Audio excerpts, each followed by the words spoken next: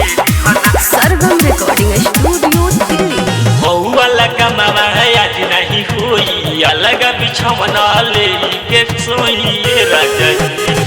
वाला कमावा है आज नहीं हुई अलग बिछौना ले के सोई। बड़ी जोर से कमर में दर्द होखेला ए राजा आज बर बोलो बरदास बोलम ओई बिहान कल ले दिहना आज बर बोलो बरदास बोलम ओई बिहान कल ले दिहना।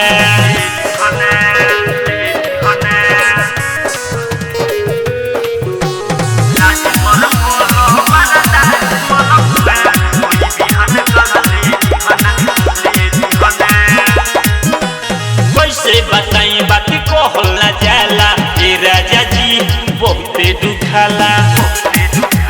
कैसे बताई बात कहला जाला ए राजा जी बहुते दुखाला। तारा करे के रोज रोज मन करेला ए राजा आज भर कलह बरदास बोलमुआ ओई बिहान कल ले दिहना आज भर कलह बरदास बोलमुआ ओई बिहान कल ले दिहना।